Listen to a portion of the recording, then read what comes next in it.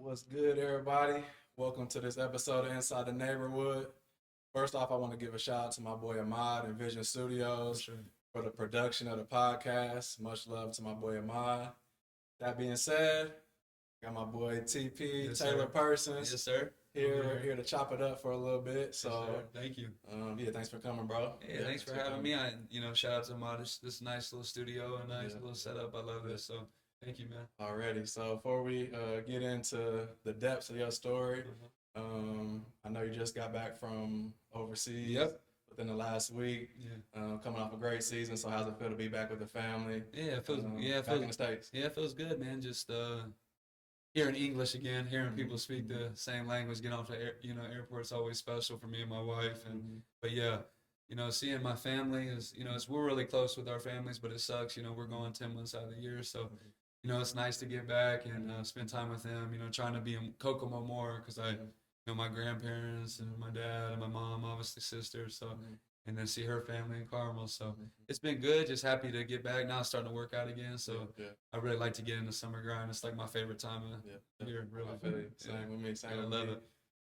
So yeah, most of the people that see this, they probably gonna be familiar with you. Yeah, for sure. But for those who aren't, just give a quick rundown of who you are, where you're from, kind of what you had going on. Yeah, well, I'm from Kokomo, Indiana. You can see the shirt. Shout out to the Mo. Shout out to the Mo 765. But yeah, I'm on my 5th year of being a professional now. So I played in 5 different countries. So it's been a blessed trip so far.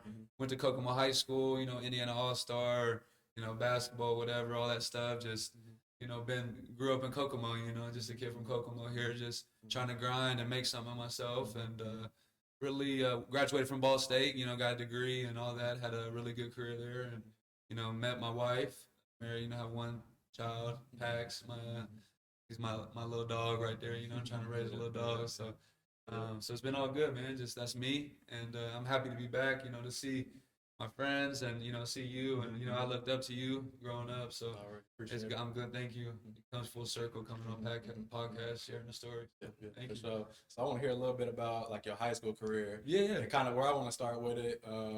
Let's talk for me, about what stood out was how you faced an injury early. Yeah.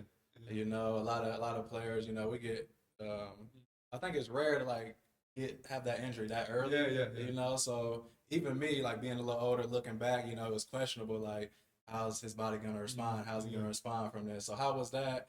Dealing with injury so early. Yeah, it was good. It was an early test for me, and how it happened. I was, I played basketball and football. I played football all 4 years. Shout out to Coach Colby and all of them. But I get hurt my second game in my football career, my senior year, and I remember the play. 4th and goal, trying to make a play, can't run out of bounds, got hit low, and I told my dad, like, I never asked for my dad to come out there to check on me, like, my dad's real tough on me, and so you don't want to be known, but I told him, I was like, yeah, something happened, so I knew, got the results, and man, it devastated me, because, basketball was my favorite sport, realistic, it is, obviously, I'm a pro now, and that's my life, but back then, it was my favorite. I knew I was out, and how much I wanted to win a state title or try to fight for it and all that stuff. But, a lot of people think I'm crazy, but I really came back in 4 months. That's what I was just 4 months. I just remember that. It just came to my mind like, hold on, he came back quick as hell. 4 months. How was that? Like, what was your rehab like? It was Coach McCauley's brother-in-law did my surgery. Yeah, it was crazy, man. Coach McCauley's brother-in-law? Yeah, Coach McCauley's brother-in-law did my surgery, and he's like, all right, I had came back. He gave me this plan, and I had Rob Comer and all the replay what it used to be, and shout out to him because he worked with me every day, and Brett, everybody that they really big shout out to Brett. He still shows love to this day. He's a great man, and so was my other trainer Rob, and the whole staff there. They really took care of me, but.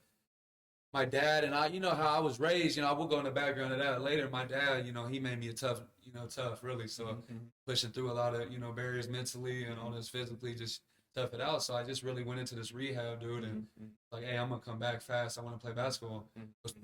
Coach McCauley, like, and people didn't know, I'm taking first period swimming, doing that. How open periods do. So I'm just, grinding it out. Really, going to replay during my lunch break, like every day, really dedicated it.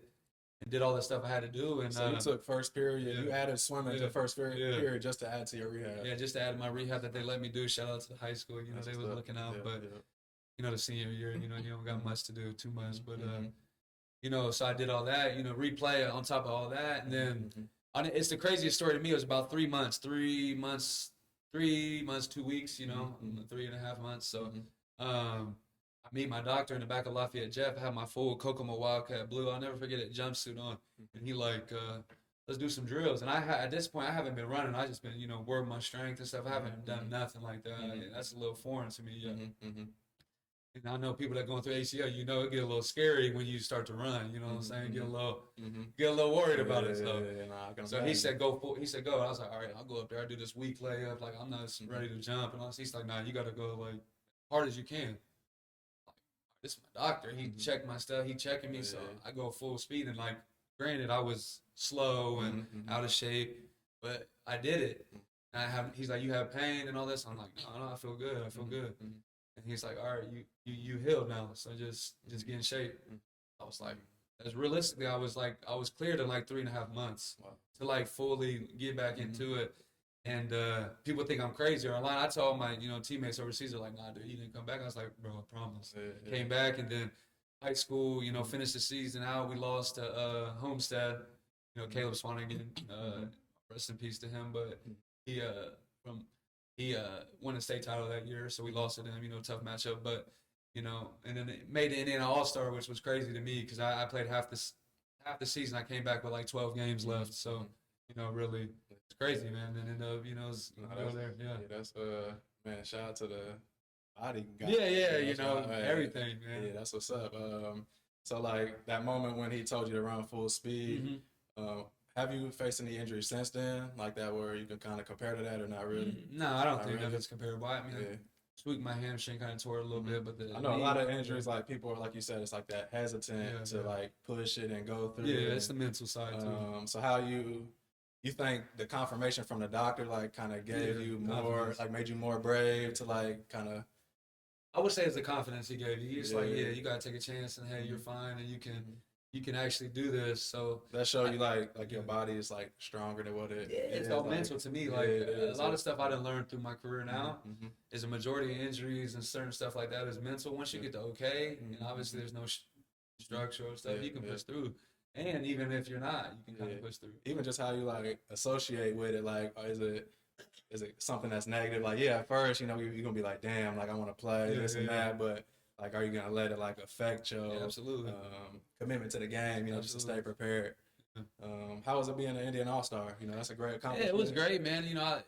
I'm lucky. I know it's an honored group. That's people that's played. It's hard to get in that with a lot of great basketball. So yeah, it was amazing. We won every game. So.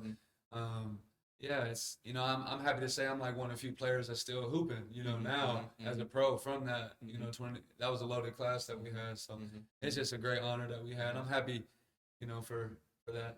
That's what's up. So come time to make a college decision, how was that process as far as like playing AAU, starting to get letters, getting offers? Like how was that process for you? I was under recruited. I feel like, I mean, looking back, I definitely was, with the knowledge I have now. I had some interest a lot, and then I got Northern Kentucky offered me. I never forget, I was in science, and they hit me like, hey, I need to call you. I was like, my first offer, I'm coming back, tell my boys like, I made, I did this shit, you know what I'm saying? So I remember that, and then I'm a real loyal dude, so they, I had a lot, I could have waited, but I signed with them quick. They was new to Division I, so they was like, oh, you can lead this hit, lead all the history, and I'm like, okay, this sounds good. So that's when I made the decision. It was good. It was really good for me. Yeah, that's what's up. I kind of relate that to my story as far as like you being loyal. So I was ready to commit to Butler. Yeah, really. So I went on a visit to Butler, and then I had my visit to SIU a week later. Yeah. So SIU had been recruiting me the whole time, the hardest and the earliest from anybody. So I'm like, I went on a visit to Butler. I told them like I'm gonna commit there, but I'm loyal. I got to go on this visit to SIU next week. So they're like, we have this one scholarship. We're going to offer it to you and Sean Van Zandt, and whoever takes it, it's off the table. I'm like, okay, I'm going to take the chance, So about halfway through that week, I get the call, like the scholarship's gone. He committed. Terrible. So then I go on to visit the SIU, and then it's like that's where you got to be. Yeah. So that's a funny story. I actually, me and my dad and one of our family, friends and stuff. We came to your game. Oh, We yeah. played I forget who you playing against. Was Early. Was it at SIU? Yes, but it's like a bigger team that played. Was it IU? I think it was IU. I didn't play. Yeah, Crazy story to that game. So was it that maybe? I don't know. it might have been IU. It might have been been. IU because that was the biggest game that year. Yeah. So we had the pregame meal before the game that night. So I had like all my boys, Scooter, Eddie, Tristan, everybody coming to town. All my boys coming. So I'm rounding them all up. My family coming to town. So I'm like 15 minutes late to the pregame meal. I get to the game that night. He didn't play me at all. Yeah, I knew that. That's No, we was there waiting on you. We was waiting for you to get crazy, bro. That was definitely like one of the toughest moments. And you learn though how it is though. That kind of teaches you, man. It teaches you quick. And, I had the same similar in Northern Kentucky, dude. I was late. I wasn't even late, dude. I was in the hotel lobby hugging my family, and like I didn't fall. Like I really was just walking behind, and coach like, yeah, you didn't start because of that. I didn't start because I was right there with you, So I learned that, egos and you got to listen to it. You got to pay your dues because you're not going to go in there as a friend or any, say, hey, this ain't fair. All right, you're just setting that standard, like that ultimate accountability. And it's like in the moment, you like, damn, I was only a few minutes late, but it's like once you, get more experience and you understand what it takes to win, not only in the sport, but in life, it's like those attention to detail, accountability. It's everything. For sure. That's funny. You said that. Yeah, transferring from Northern Kentucky to Ball State. How was that? How did that come about? What was that journey like? It was Coach Whitford, man. Shout out to my coach. He just got the assistant at Rhode Island. Got to give him a shout out. He was a big part. I was getting recruited by Purdue. I was getting recruited by out of high school or no, out of when I transferred. Purdue, went on an official visit there. I was supposed to go to Xavier. Purdue, I went on there. I have a whole story about that. They wanted me to commit there. Then, Caleb Swanigan, he committed from Michigan State, and he said he wanted to go there and only had one scholarship, offer. So, and this was after your freshman year. This was after my freshman year at Northern Kentucky. So, never forget going on that visit. All that stuff. Obviously he's All-American, great. It was a great decision for them to do. But obviously you feel a little salty. When something like that happens to you, you feel not wanted. So. I got nothing but, respect. But, I'm the competitor. Me, I was like, man, fuck Purdue now. Like, that's how my dad was, obviously, too. Like, this, forget them, man. I ain't don't mess with them. Because we ended up playing them, my junior year. I played good against them. It felt good. I got a story. But, dude, so, like, yeah. And then Coach Whitford, though, really got me to Ball State, dude. I didn't shoot a lot of threes my first year. I didn't shoot good my senior year when I came back from the injury. And he was like, yeah, I'm going to get you right. This is the plan. And I was like, I want you to be a pro. He just really sold me. And I really believed him. And, it came true. And I owe him a lot to my basketball journey and why I'm the reason I am today. Because I'm a lot different than I am now. And, you always say that shit, like, oh, I wish I could go back. I really do. You grow up and you mature. And that knowledge, we didn't have much people to look up and have, you gave me it without even, talking to me. I just see how you was working, and that made me want to be, too, motivation and shit like that. But, you don't get a blueprint, and so it's, all really, how you look at shit. No, you don't. And that's, as you know, we've talked about plenty of times. Yeah, for sure. How I take, obviously I'm always be my damn self, but like how I take it serious, just being kind of that example and just, a blueprint in my own way, For sure. Now you're able to be that for the younger kids. Yeah, absolutely. That's you, you got to. You got to try to give back some way to the game and to life, to the kids for sure. Yeah. So that at Ball State, you had some big games. Tell us about some of them big games. Man. I think everybody associates me with hitting the Notre Dame three or hitting these shots. Yeah, it was good, man. We had a good career, man. I always thought we should have did better. Won some more games, went to the tournament. That was always missed it every year. But yeah, man, we had a game winner at Notre Dame. Then the next game, people don't realize back to back, I hit another game winner. That was probably the coolest moment. You live for one, and then you get one back to back, and I hit a couple more. It's just, that shit come from being out here. Like, how that's how I want to come back. How I talk, that's how I grew up. We at the park, I'm trying to get game point. It was different how we played growing up. You know what I'm saying? I'm at the Studebaker. We at Highland Park till the lights go down. Game point was like, oh, you was the man. Like, you really wanted to do that. So you want the ball in your hand. And I never forget, that's how it was since I was, young. I didn't feel like you miss a shot, you stuck. Yeah, You know, it just is what it is. You know. Yeah. And you gotta be a man to take to be able to take these shots, or you gotta be able to be strong, Yeah, you got some balls. Yeah, for some balls, No fear. have no fear on the situation. So if I miss it, whatever. it is what it is. You know, it's my moment. It's my and you it's only our get, moment, but I'm gonna step up. Facts. You know, that's how it is. You know what I'm saying? You only get a few moments to really capture your career, or you can take advantage of some stuff. You know, I those get legacy moments. Absolutely, you get a few, and if you don't make it, hey, it is what it is. You still have a great or good career. You still would have shot and won the next game. Exactly, that's the whole point. But I was Coach Whitford. Bring back to him. He gave me a lot of trust, bro. I could do what I wanted, but I it was cool, man. I ain't gonna lie to you. Like I remember going to brothers afterwards. Trying to celebrate. And I was like, nah, man, I can't. I ain't trying to be drinking tonight. Back then, Ball State days. But it was cool, man. And then I learned really, fast forward. Some other deeper stuff is like, man, that shit that I hit the shot. A couple of days. I'm ready to go back to the gym, man. That shit ain't. It's just like a moment that's there. I'm blessed to have it, but then it's like, but it's on to the next. Pretty much, I'm trying to lock in. It's gone, man. Yeah. That's in the past, man. I'm trying to live in the moment. Live today. Let's grind. So. For sure. That's what's up. That's great to hear. Yeah. So one thing I know, going from like my first year at Valpo to my second year, one thing that Coach Bryce Drew, great coach. Shout out to Bryce Drew. One thing he challenged me is to become a better leader. Yeah. So how do you feel like, whether it was high school to college to now pro, like what's been your development as far as like your leadership and being a leader that you are? Yeah, well, that's something to this day that I'm trying to be the best at. I mean, be better at, and I feel like that could be something I still grow today, but what would you say your leadership style is? I know everybody's style is different. like that's what I'm trying to learn. Mine is more like by example. I'm trying to be mine. If people know me, who I am. I'm the passion and the loudness, and that's who I am. That's credit to my family. That's my pops. That's it. That's how it is. Hard what I'm saying? And people know that.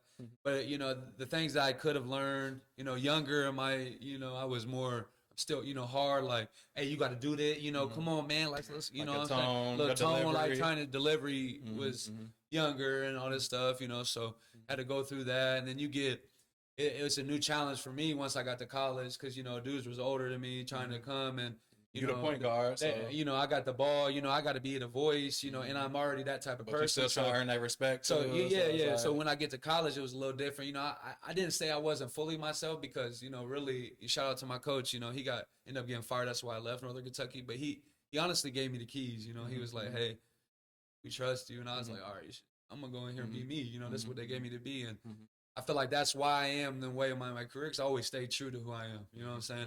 But as far as leadership go, I was, I learned and I try to be myself. And I don't think my delivery was always, good. I'm still working on that to this day. Now as pro, to me, it's like, this is money on the line. Every game is money to me. This is, I want to win. I don't want to lose. Like losing to me is the worst. So shout out to my coach this year, Boris. He in Poland. He's like, Taylor, you could be a way better leader. Let's be positive. Let's do this. Let's talk to this guy this way. Let's talk to this guy hard like you are and how you was raised, and you can take it. So then you become the best. Because everybody, he's like, with your personality, they just, they gonna listen to you because you already like that. Yeah. So really, it's this year has been the biggest growth for me as a leader. For sure. That's great to hear. One thing, for people like ourselves, leaders like ourselves, is important to just meet people where they're at. Yeah, absolutely. That's what you continue to learn, like just meeting everybody where they at, absolutely. Making the adjustments, sacrificing ourselves for them. That's just how we're built. So that's great to hear. So headed overseas, how was the process finishing college? We all have aspirations to continue on as pros. So first, what's that first thought, first steps after you finish your senior year? Yeah, well, you go through that whole process as you know, and saying, similar, you try to get that right agent, you try to contact the people you need to. So just was trying to get a lot of, references of certain guys. So I signed and, just waited. You go in there with a lot of don't know. I thought I should have got some, NBA workouts, whatever. But, looking back, that's all for your, you just want to say you did it, and, I look into that. It's probably like you ego a little bit, because I wasn't going to get drafted. I knew that, maybe I could have proved some, I belong, but I knew Yeah, that. you understand the Yeah, business, you understand. You know, yeah. I'm a realist. I'm gonna keep it 100 about any you, situation. you know how to manage your Yeah, expectations. I'm not gonna. Yeah, Even though I know I can play there, yeah, and I'm not. I know I'm that yeah, level, yeah, but it is yeah, what it is at that point. yeah. But you know, I signed an agent. He got me a good deal, and you know, I went to the Netherlands my first year, so it was. Mm-hmm. I got a really FIBA Europe Cup. Anybody that knows that stuff, you know, there's European competitions. That's like in the lower end, but it's still good and play different countries, high top teams and high leagues. So really got an opportunity to see that side, and I did really well. So it was good and good thing. And my process was good, but it was just a lot of reference calling this, letting this person know. Same as you went through, I'm sure. You know how you go through all that same thing. So. So when you first got overseas, first got to Netherlands, like what was that moment where you were like, "Damn, I'm not in America no more." Yeah, probably. You go in the Netherlands, you see these they just got bikes everywhere. They just riding it. You know what I'm saying? I'm like, what the hell? They got these damn bikes. There's more bikes than cars there. So I was like, oh, this shit ain't like America, especially not Kokomo. Then where I'm from, you know, Foot Muncie. traffic. Yeah, like this shit moving around. So I got there, and you know they hit me then. But then you start going to the grocery store. I remember going to the grocery store the first time, and I'm like, damn, this shit really. You know, I've always been a person. I think that's the best attribute about myself. You know, like I feel like I can go live anywhere. Like I'm real low maintenance. I just need to figure it out. I can do it quick. Same. But I was like, dang, you know, I can't. What does this Oh, say? no, All right, now it's like, oh, you got to find out a way. You got to grind this out. Like it figure is what it is. That's my life now. Yeah, So yeah. it didn't take me long, and I love Europe, man. Now Me too. it's like one of the best. I love the culture, bro. Love the life. So it's cool. So you say you played in how many countries? 5? Netherlands, Germany, Poland, France, Hungary. Yeah. So how would you compare like playing in those different countries, comparing like playing overseas compared to playing in America? It's just a different game, you know, and you go to the pros and the guys are older, more physical, smarter a little bit, you know, they know the tricks and trades. FIBA's a whole different style of play. You know, it's more similar, people would say, than the college in the States. You know, NBA and that, it's not even in the same stratosphere how the game's even thought, you know, 3 seconds, the game spacing. But so yeah, it's like more like college, but just bigger, better players. Or, you know, some cases, you know, it's all tiers, and as you know just as well as I do, after being a pro as long as you have been, there's tiers in Europe and tiers everywhere. So the lower, you know, I wasn't a lower tier, I was in mid, you know, good spot, but like there'd be some players you'd be like, oh, he's playing pro, you know, stuff like that. But it's good level, but it's similar to college, you know, just better to me. So yeah. So like I know being overseas, you know, especially thinking back to like my first situation, just that I like that wake up call when I realized like, oh shit, like this is a business. You know, like nothing's really owed to me. Like these contracts really don't mean shit. Like what was that moment where you were like, damn, like I gotta kind of detach from this in a way. Yeah. Well, I had a situation my second year when I signed somewhere. So just I learned that business side when coach didn't really. He just didn't. I didn't fit the style he wanted or how he wanted it to be, and I was playing well, so I didn't really understand it and stuff. And then, you know, he wanted me, and then in Germany, that's why it's a good country to play in. You know, you're the guarantee contracts. You know, you obviously so you can stay there. They can't just let you go. Oh, you're not playing good. Like you, whatever. So it's guaranteed. But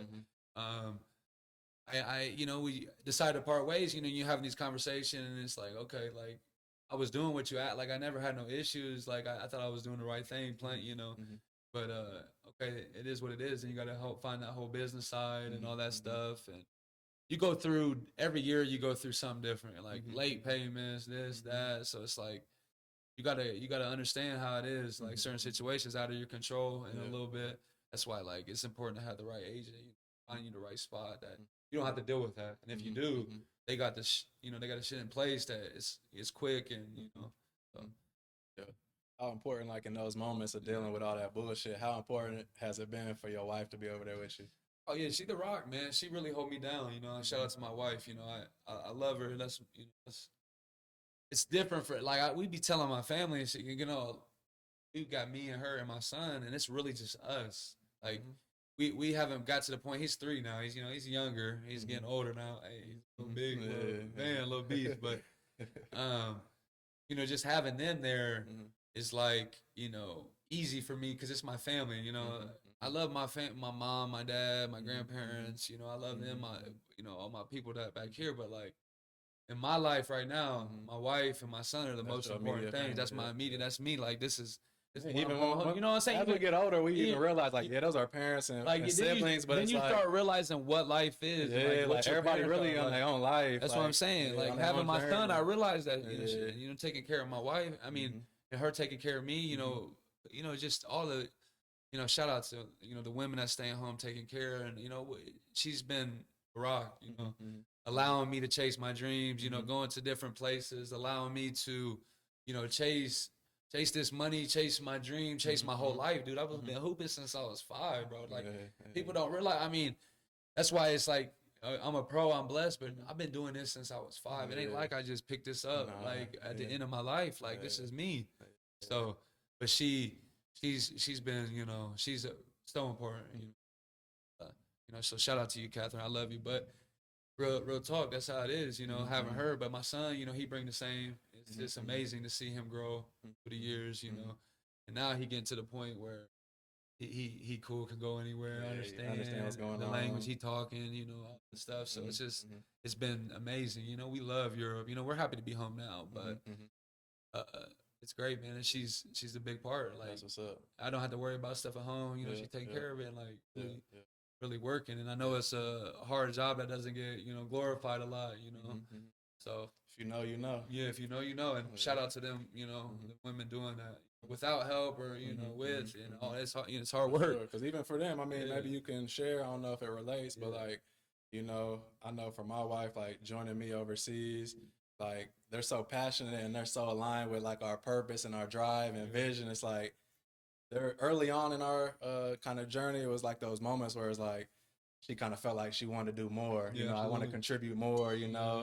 But it's like, how was that thought process for you guys? Is like before you even made the decision, like you're coming with me. Like where was your mindset with that? So we dated at college. So she moved in and we kind of always talked like, hey. This is my career path. I'm going to play overseas. That's the route I'm taking. I want to be a professional. Like, I'm on board. Like, let's go. But then COVID hit, and me and her always plan on getting married. It's just like we did.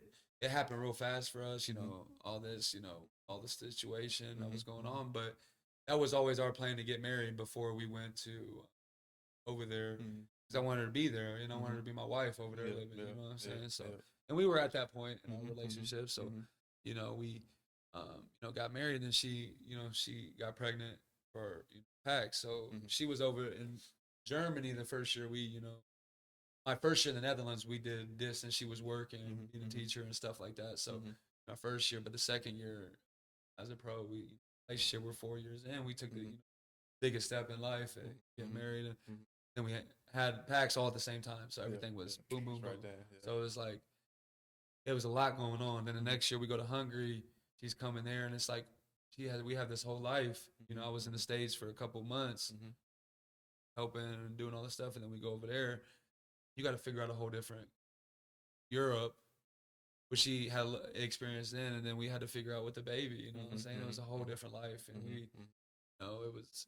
She always knew that was what she was going to do. And especially when the baby comes, it's just like, oh, she gives her all to that. And then I come home and then we do it together. And we have a really good, give and take. And then what you have to have in a marriage with the baby, like I said, going over there, we're not using babysitters, you know what I'm saying? You're not using, our parents are here. So we're not being able to do this and that. It's just us learn.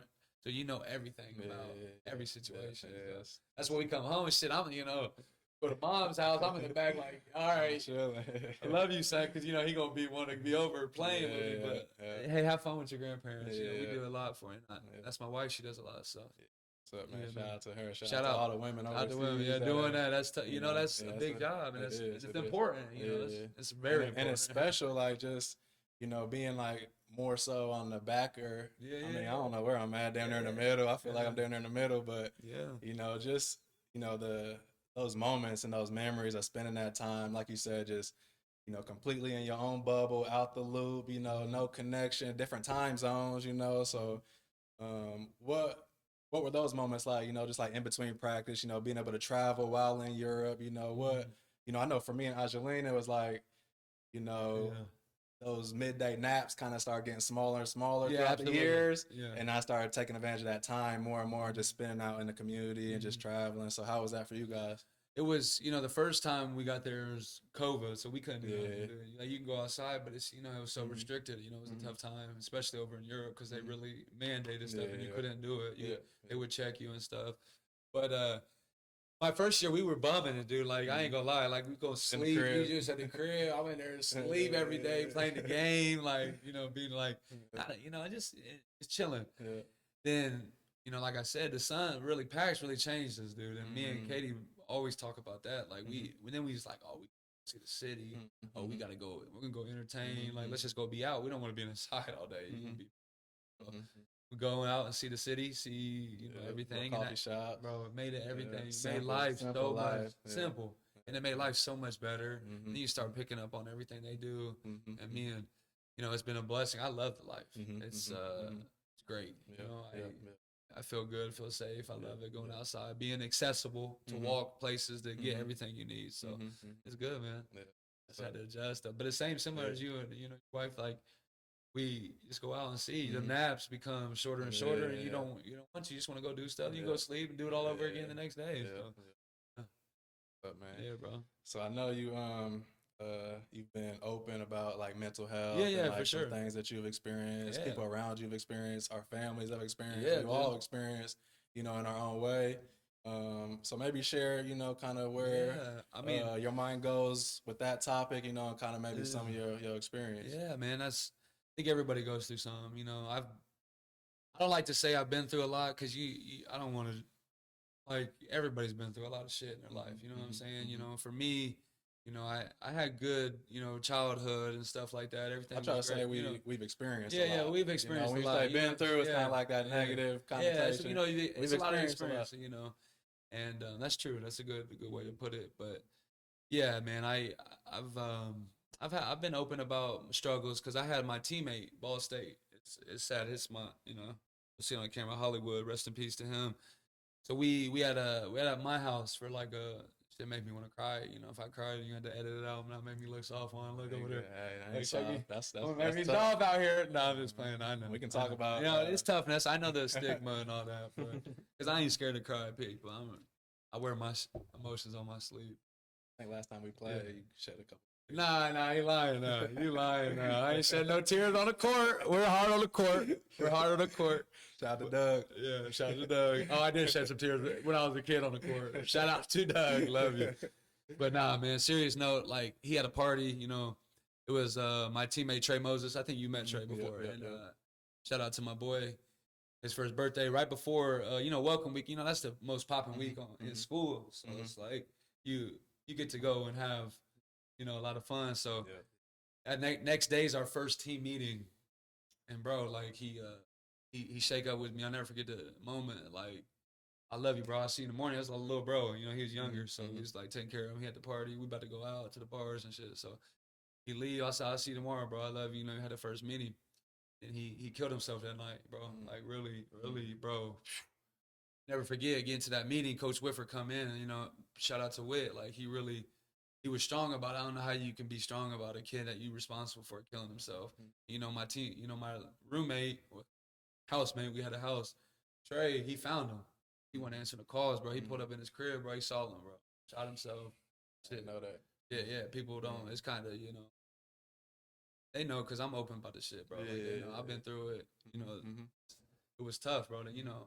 How do you react to that shit, bro? And what a lot of people didn't know is, like, I was going through my own little spell, bro. Like, I was depressed. I'm hooping, and a lot of people don't know this shit. Like, I'm super depressed. Like, I'm playing good, but I don't show it, because like, my personality real. People know me and my shit, and you can tell. I'm open. I'm outgoing. But when I used to get to the crib, like, bro, depressed, like. And then I don't really know what's fucking me up, you know what I'm saying? Like, a lot of shit hit me at once, I had, family shit, I had pressure of, I want to be the best, I want to be a pro, I want to be all this stuff, like, that I'm putting on myself, going back to how I was, shout out to my dad, he get, all this shit, like, I had traumas I wasn't even facing, you know what I'm saying? That shit hit me all at once. And then I was going through that stuff, you know, and I don't advocate none of this stuff, but you know, self-harm and all that stuff, you going through that. I was going through that. That's why I say it's okay to be. I share my story at all stages. It's okay to be vulnerable. I'm hurt myself. I'm making me feel good. It's like I'm in a weird place. I'm gonna keep it 100. I'm looking at like, damn, I'm Taylor. You know what I'm saying? I don't always, you know. I mean, people know me from Kokomo. I've been from day one. I've been grinding number one, everything I do. That's who I've been. You know, I've been grinding. Like I'm not gonna be cocky, but that's just the facts, bro. So like, look in the mirror, like who what am I doing, bro? Like this shit made me feel like it really fucked me up. You know what I'm saying? Like, you know, obviously I had to be going through some shit to do that shit, harm myself to make me feel better. Then I'm like, yo, what's going on, bro?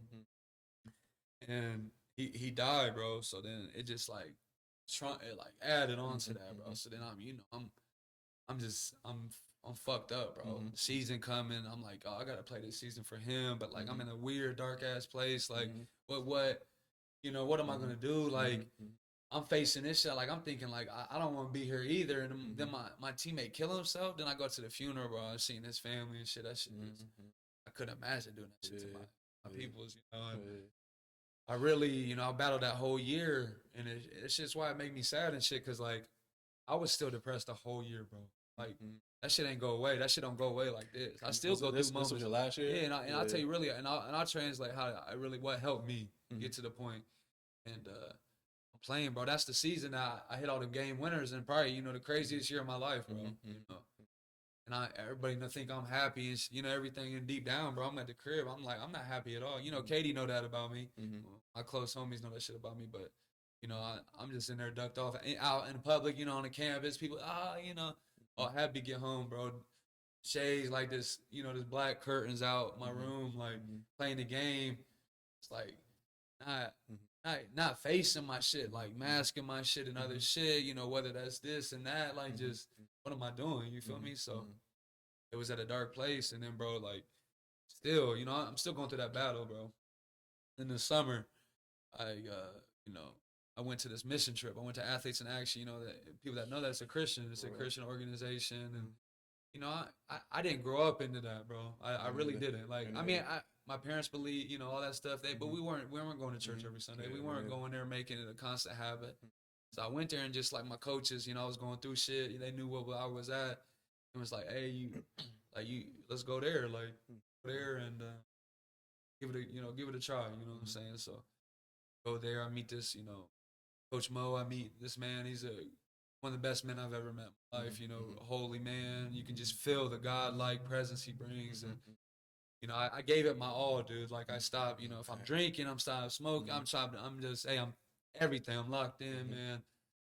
And that's when I was, like, really cut doing my shit. And I went there. Like, I never forget driving my 300, blue 300. I'm driving home, bro. Like, they teach you how to, like, give yourself to Christ. And, you know, you can get saved. And I just remember, like, hey, like, take me, like, I'm yours, you know what I'm saying? Like, let me, help me here. Like, I'm sad still. Like, I'm fucked up. Like, help me get out of this darkness that I'm just seeing. And I'm just, like, negative, anxiety, all this shit. Like, take me away. And that's my testimony for real talk. And, you know, that's. You felt a switch. I felt it, bro. Like, I felt it. Like, I'm in the car. Like, give me chills, bro. Talking about this. I'm in the car. Like, listen, like, well, you know, that's why I believe in that shit, bro. Like real talk, that's my story. You know, I'm just in there like I say that, I'm like, and I really meant it. You know, when you really mean some shit, like you feel it. So I felt it when I said it.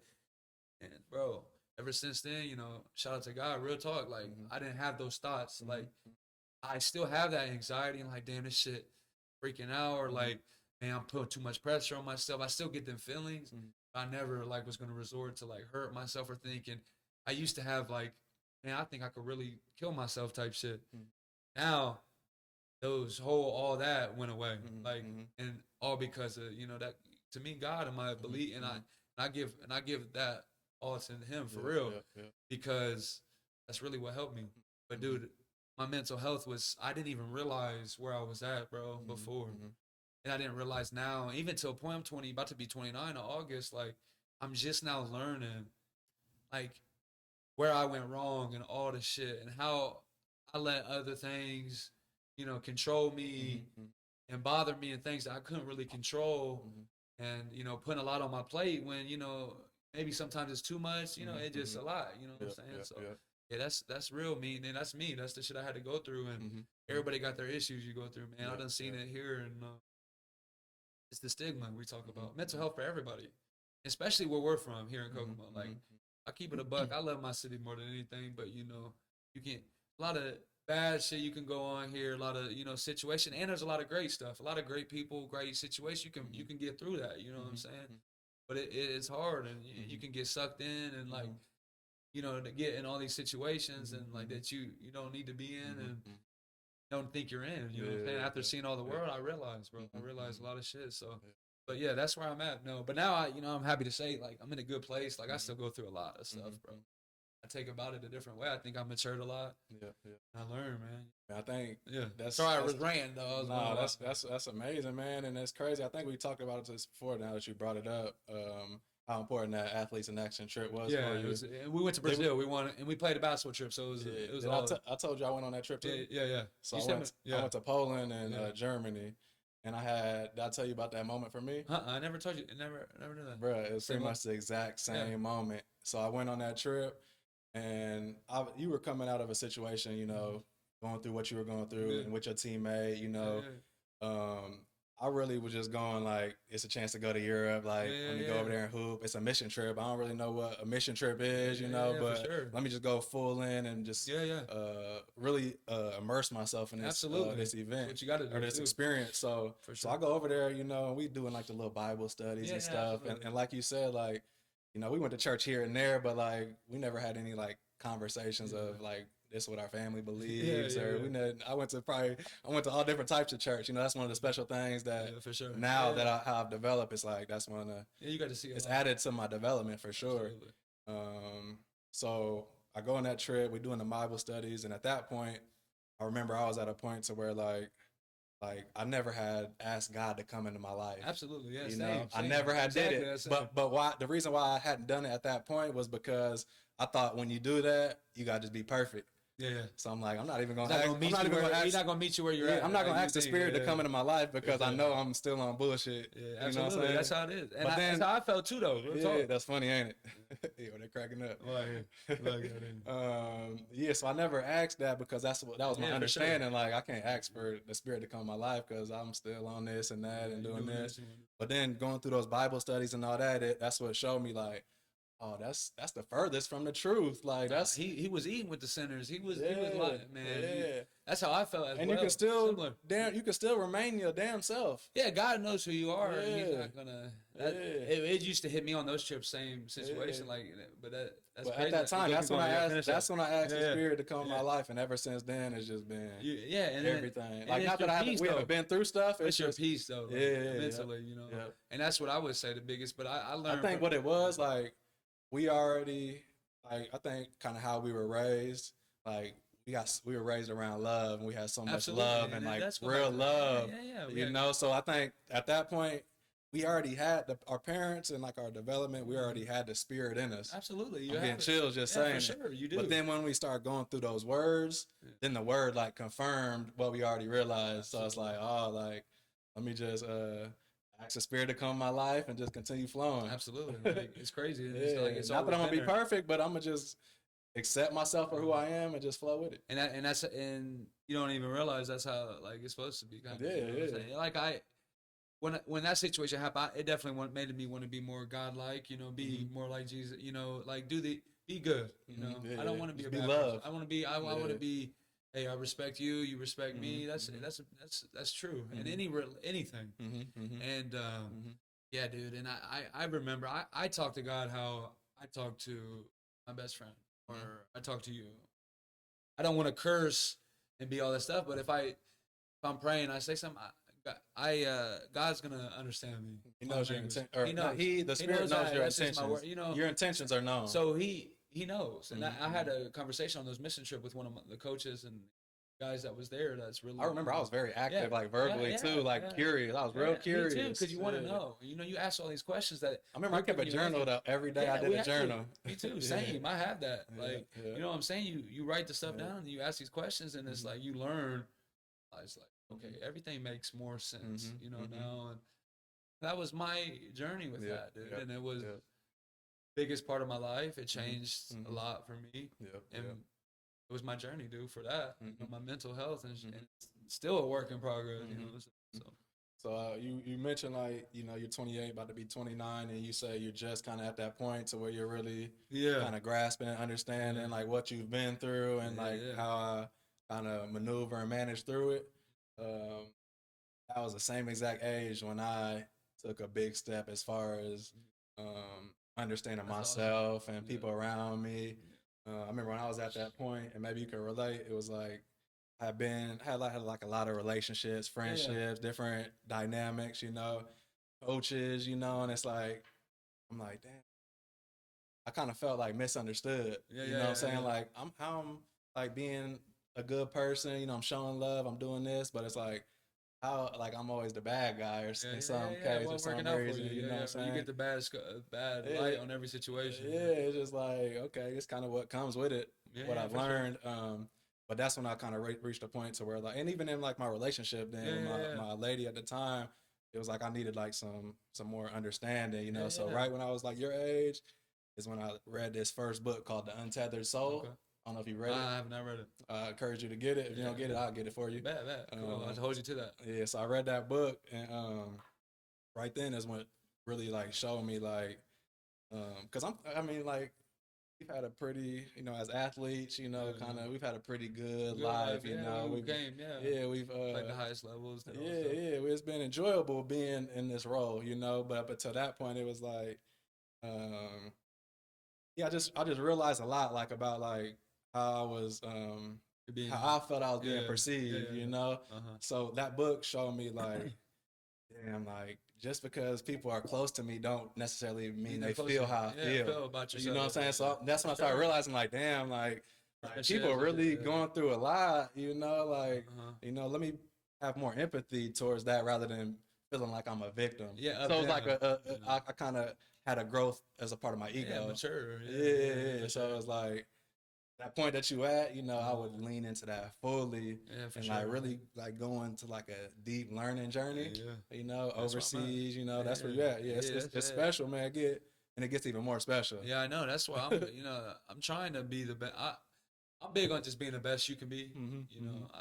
I don't know what that's gonna take me in my career, but if I attack every day with like, hey, I want to like, be better person or like you say, I'm just open and all this stuff to do, different and just being fully, focused and all this stuff is like, put my mind there and all that stuff. Like there's a lot of people like maturity, you know what I'm saying? Really too. You feel like a lot of people are like drawn to you.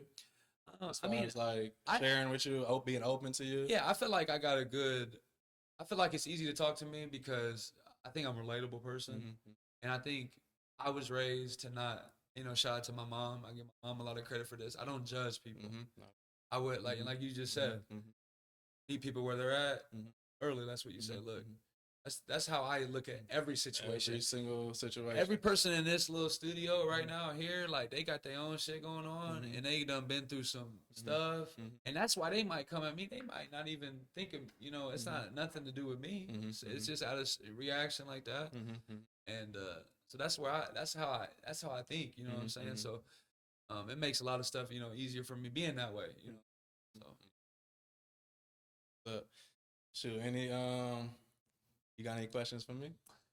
Yeah, man. Let's see what I got. But for you, what would you say your point was in your, career where you wanted to really give back? Or like, I know you've always done that because I remember doing the stuff at IUK where we're, teaching and like I remember all that stuff.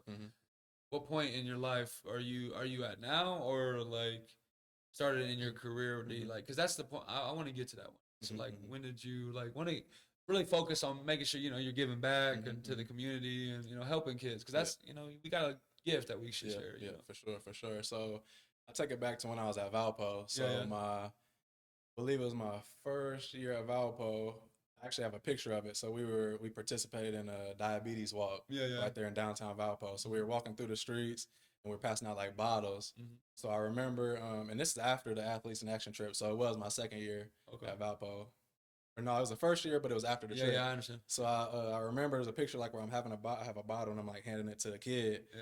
And I remember like the feeling, like how good it made me feel. Yeah. Like to like make someone's day just That's by cool. like handing them something or like Yeah. smiling, Yeah, just yeah, having yeah. good energy. Yeah, for sure. So I believe then is like when I like really started leaning into like, oh, like we as athletes Yeah. have a gift just with our presence. Yeah, You know, absolutely, just for with sure. Just by being here, being right? positive and being the light Yeah, that we because you're are. doing something they look Yeah, kind of they look up. admire, Yeah, absolutely, yeah, for Yes. sure. So I know at that point is when like I take it back to that point when I kind of feel like the like being of service kind of developed, started Being rolling. like a servant. Yeah, being a servant. And then like going into like finishing college, becoming a pro. Like my dad, he went to college when he was 30. So he Yeah, went to yeah. college late, Yeah, yeah. finished when he was like 35, got a business degree. So what kind of helped me out was just him going to college and being able to like uh give me like the foundation of like Yeah. business. Yeah, for sure, for sure. So like when I became a rookie, like I started my own LLC and I started my own Absolutely, yeah, nonprofit. Yeah, I know. So I didn't know what the hell I was doing. I'm But you just like, did, but you went full in. yeah, I just did it. Like Smart, I didn't have any plans or nothing. But you still I'm have just like, I'm gonna just For sure. formulate this and kind of make it legitimate, So then I like started with a like a camp. First camp, nobody showed up to. And then I had that mentoring program you speak of, like 3 or 4 kids showed up. Yeah. So just little by little, and then the summer fest, I started doing the summer fest. So just a lot of you don't get your flowers that you deserve with a lot of that stuff because you did that, and that's something for our city that was, we didn't have a time or a lot of good things. So credit to you, bro. I appreciate that Because that's a lot to do. Because I know Yeah. in the summer, you being a pro and want to organize shit, that shit is a lot of time. You want to be back chilling, seeing your people. So like, that's hard work, man. Yeah, definitely was moments when it was like I felt and I never like embodied those thoughts, but there was moments where it was like yeah, people don't really understand the level of the work that I'm doing. No, they don't, and they want it to be perfect and shit. Yeah, but then even like I started thinking like over time, it's like who have we had from Kokomo that's ever done what I've done? For sure. Yeah. So then I like got more empathetic towards it to where like, oh, like but you I'm really a trailblazer. Like nobody really did none of this shit. That's a fact though. But people, I mean, keep it 100 though. That's real shit though. Ain't nobody did this shit you doing, but. Yeah, so how could I have any expectations to how people judge me? For sure. So it kind of gave me that balance to like. That's how people are too. Like, man, I ain't worried about this shit. Like, keep talking, but like I'm still here. Yeah, absolutely. That's just people though. Yeah, that's the part of the bad side. People, and that's why I'm like thankful to my parents or however I was raised, because it's like I never you don't feel that way. Put too much thought into that, and I never felt that way. Yeah, because you're a good person. Yeah, you know how it is. Yeah. That's good though. That's I would say just that, and then just I know a lot of people feel like they gotta like really plan and like you gotta plan something and it has to be all perfect and prepared, and it's like I pretty much just jumped in and kind of just went with the flow, So that's a good thing. But thankful a lot of good people around me, that kind of help here and there, So definitely been some good people around. That's good though. Yeah, but it's definitely doing the community work, the level of community work that I've done, you kind of find yourself in a space to where you're in politics. Yeah. And you don't even know it. Yeah, like you know what I'm saying. So I've had to deal with different situations that people don't know about. That's crazy. Actually. That's like like then you start seeing real. OD, I know these people. I really know these. A lot of these. That's how it is. I mean, you try to do something, they always want to be part of some. Anyways, any more? Yeah, but let me see what else I got for you, man. But how do you feel? I mean, you're still, Shay playing and all that stuff, but how do you feel? We talk about, what you tell your younger self. Everybody asks this question, but what do you feel? I'm trying to give you a question. Like, do you feel like you could have been different? That changed your career, or been, in certain situations, maybe, you know what I'm saying? Like, because I'm going through that, I don't feel like even situations I didn't work out, I feel like I could have been different as a player, as this, not let stuff go, and made that situation better. So if you have any situations like that, or to relate it to my career, my playing career, I would say like just not understanding the business as far as like dealing with agents, and like early on, because like I was with an agent out of school. I was with him my first year where I won the championships. Second year, I'm like, which this summer, hungry, so I knew about you. They know still. I'm like, after that year, I'm like, they still won since then. That's good. I don't think, That's fire. So won the chips, finals MVP. Then I come to the summer and I'm like, you telling me I got some interest, I Yeah. got some summer league Where's it stuff, but coming? like nothing really came. So then I'm like, I kind of like knowing overseas and how you like, how in some ways to build your career, to get to where you're on the Yeah. way to, you've had to put in these 5 years. Yeah, for sure. Like everybody else might not understand it, but like you understand, like, it could have went different, but like you had to put in that time for Europe to just even damn near consider you. You know what I'm saying? So I'm like, so I got to a point where I was like I just want a chip. I'm playing in second division Italy, getting good bread, but I'm like, I don't want to be with this agent no more. He didn't give me this summer league shit, so I'm like, I'm gonna fire him. So then I hired another agent. I've been through that shit. Then I went like, then the summer comes. So then this new agent's getting me jobs. Like, I'm like, damn, I could get this shit myself. Yeah. You know what I'm saying? So then you picked the wrong one. Yeah. So now I'm like, so you bringing me a job that I could have damn near went and got my damn self based on just what I did in Hungary. So then I like fired him, and now like really since then to this day I've been representing myself. Oh, okay. So my career, yes, I've been representing myself my whole career. So every job I've had has been with a different agent. Oh, so you just find it. Yeah, that's cool though. Yeah. I mean, I haven't really had to like. Fortunately, I won early and I played well early, so I haven't really had to like reach for nothing. Like it's always just came. Yeah, for sure. That's and I've been able to take like the first deal damn near, so it's been like real. That's good then. That's smooth. Good. Yeah. That's perfect. Yeah. See, But I say that to say like just now when I talk to kids, I like I don't even know if I've had this conversation, but just like how to being a little patient as far as like with the agent and not getting ahead of yourself, because I never really like been the type to get ahead of myself, but now that I look back then, I was ahead of myself. But I think everybody younger in your career at that level, I think that's with anybody in life too. Especially not knowing the business and not having nobody to really. But that's how everybody is even in normal jobs. You're always reaching to be better when right now you should just focus on finishing this and getting that. I think that's partially the reason why, like, those times I wasn't successful was the same way. You're always thinking about the future and certain things like that. Instead of like, hey, just stay where you're at. That's probably the biggest thing I would tell anybody watching or hearing this is like, stay where your feet are in anything you do. Life is about the moment. Past is where you get the anxiety from. The future is where you get the anxiety from. The right now is we got to deal with this now. Like it's me and you talking today. And am I gonna sign it here tomorrow? Or man, I should have 2 years ago been at a better team. No, it's like you gotta be where your feet are. Stay 10 toes. So that's it. That's good. Though. But that's that's the question I want to ask because Europe, it's hard to go through these situations because it's the ugly side of it. The business. A lot of people ain't open to talk about it, but now with social media, there's some really good content out there with people. So shout out to those accounts that I like to see that is highlighting the struggles and that you'll deal with. You know what I'm saying? And that's one big one is like agents and teams. It gets shaky. A lot of people know, and in a bad way, and that's unfortunate. I'm blessed for my job, but it does in certain situations, to be honest. So we'll wrap it up, man. I know we talked a little bit about. I want to talk about one more thing. Yeah, but hopefully it doesn't go too long. Yeah, we won't. But you kind of mentioned it could, but I don't think it will. You mentioned and we talked about just like our childhood a little bit and just growing up, our upbringing and different traumas. Yeah. Is there anything that you feel comfortable sharing as far as like what you realized, like reflecting back on your younger days and, understanding family and dynamics and this and that? I'm 7 years later into that same journey, so I'm just curious I'll try to shorten it up. But I would say a lot of people, I have a lot of family that's passed due to drug use, due to really addiction, and Kokomo is a big problem. My family is addiction as well. Yeah. So it's like I'm open. People know me. I'm pretty like that, So I went through these situations where close people to me has been stuff that's bad. I'm saying like addiction and doing this, getting in trouble. My brother. I love him to death. He locked up right now. He in prison. And so it's like I've been dealing with that. That's my people.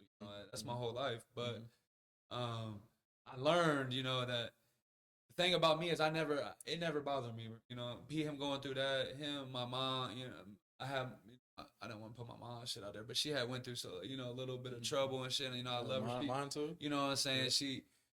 Yeah. She's changed her life full circle. Mine too.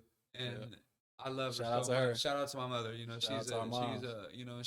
she's open about that, and I think that's a route my mom could take, was be able to help people that went through the same shit that she went through. So Is she involved in that now? no, she's not, but we've always talked, and Yeah. that giving back and shit like that is Yeah. part of the things, No, I talk about. that's amazing, because I mean, my mom, obviously it's still day by day, Yeah, yeah. that once you're in recovery. That's dope. But she had like 3 years solid clean. Yeah. And she got into recovery, and she's been working as peer That's support. great. And she's That's been great. mentoring young women, young men, kind of just based on her experience. So, so proud of my mom. She found purpose in that. That's great. Shout out to her, and that's that's really, shout out to my mother, because she's her normal herself, and being great grandmother, great mother to me, and she has been for 6, 7 always years. be themselves. I know they all 6, 7 years. She's been doing amazing since her little trouble with everything, and it really made me realize, I all the shit I've been through, I never was, because I was playing basketball, I was going through all these moments, and I was still was myself. I still was Kokomo Wildcat football, basketball, Maple Crest, all the way back to the Mustangs, like this shit. You know what I'm saying? I was still hooping, but it never affected me, because I really had hoops and stuff. Back you really then, know what's going on. I wasn't facing it, bro, and that's why we talked about that shit. We could go on. I'm sorry we long, but we go back to that mental health that in college, that I wasn't facing that shit. Then I was just, I want to be the best player, best football player, best basketball player ever. But did you like, were you aware of what was I was going aware. on? I was aware of what was going on, dude. Yeah. One thing, I knew everything. They thought in any situation, with everything going on, people think you don't know. I knew. I'm not gonna get into all the details of shit, but like, I knew, and I had some moments in my life, that I had really good. My dad went through some shit. Like, we all, how it's tough. Life is tough. Lose your job for a little bit. Money's tight here and there. I was blessed with 2 sets of grandparents that great for my life. I had the best dad and mom, but I also had the best grandparents that really brought me in and showed me all this love when I was going through shit and helped me. And I wouldn't be who I am today without all of them. And that's why that compassion and love and all the shit I got is from everybody that's been affected in my life. My mom and dad obviously being the most important. They did everything for me. But growing up, looking back, it's like, people are all gonna go through life. It's how you respond. Like, I could say that I'm perfect. I'm not at all. Looking at the mirror, I got issues that I gotta face daily with anything, and I see how shit gets out of hand in certain situations. Is it hard? Yeah, life, especially today. I can't imagine. How much more expensive, inflation, all this shit is a whole different topic, but so much stress. So I just learned, man. I never wanted to be a part of that. I had that. Sports was my outlet, or I could have easily went down a bad path. I got cousins. You went to school with Jeff Duke. You just passed my cousins and shit. Like, people you never think. And, rest in peace. I'm sad I couldn't be here for that shit. But like, that's the reality of Kokomo, and my family done been wiped out by that shit, bro. And that's the struggle, you go through, and that's why I talk about, people. There needs to be more help, and because addiction is a disease, bro. That shit. People go through that shit. It's hard to kick it, bro. It's hard to, people don't. It's that stigma. Oh, you just a drug addict. You just a this and that. No, like, I have a problem. Let's face why I got this problem and help these people. So I've always had love and sympathy for that, and want to get back to that. But that's the shit I face, bro. Every day, in this hard life in Kokomo. But you can make it out of here. You can, and you can help. I know me being strong, who I am. Helps my brother, helps my mother, helps my father, helps my grandmothers, all the shit they've been, everything, you know what I'm saying? I know me being the person I am, and I put a lot of weight on my shoulders about that shit, is being a strong, figure for them. And that's one thing I'm happy that I've been, because like, when I was going through all my shit, I stayed solid. I went through all my trials and tribulations, man, and you got to stay solid through the hard time. Life is going to change, and hopefully, if it don't get better, guess what? You got to go your own journey. If you got to cut people off, do that. But it's if it's your family, that's your family, That's, you got to accept them as them, and you got to live your life. I live in Europe 10 months a year. I talk through everybody. I'll do anything for them. 2 months I'm back, I'll do anything. But it's like, it's my life, and we're grown people. Everybody got their own individual life. I can't control him. I can't control you. I can't. Hey, let's try to get the help. But I'm blessed to say, my family's doing good. My immediate family, everybody still got the issues with it. But good man, So yeah. One last thing. Yeah, So, sure. Just being from Kokomo, just we probably both have put ourselves in situation and been in situation, that where things could have went way different. So what would be your message to a young kid from Kokomo? Well, I'm open. I'm an open person. So we done seen shit. I ain't been in real activity, I would say, but I remember being younger, and we had the parties at the center and shit. Shit different back then than it is today, because people got the guns and stuff. It's a lot different. But I remember going back, growing up, we going to these dances, the center. You trying to, what they used to call the juke back in the day. Trying to get a little something. Over here, got the fitted on, tall tee, because that's who I was. I'm with my people. You know what I'm saying? So we going. People get out to shoot, and they just get to shoot in the air. You don't even think it's that bad. I remember being a little kid and like, I ain't trying to lose my life to some shit like this. Like, and I still be out, but you got to pay attention and be aware. But and today, I would just, my message to everybody is like, that shit ain't doing nothing. Saying that whole lifestyle, if that's how you really want to be, okay, that's your life, live your life. But there's a lot of innocent people, or just lives that shouldn't have been lost because people shoot guns and stuff. The youth, like, let's get into more stuff that's stable. And I get it, life's hard. It is what it is. I know. I don't know what it contributes to now, because it feels like, I don't know about to you. It don't feel crazier nowadays. The younger the kids doing crazier shit, you feel like it's like, I don't know what it is, man. I don't know if you feel the same way about it. I be feeling I don't be feeling like it's nothing going on. I be like, shit, it's pretty chill, pretty safe. Yeah, you feel safe over here and everything. Yeah. But I think if you just around that lifestyle, in that lifestyle, obviously you feel that energy. But it's kind of for me, in our situation, I feel good at any time. But everybody just take everything day by day and be, smart. Go through, have fun, enjoy life, and just do as much as you can, because life is, we're only here, as and everybody knows, for a short period of time. So take care of your life. Appreciate you coming through, brother. Bro. Appreciate you, man. My bro. Bring it up a little bit. I know we talked about. Guys, is that good?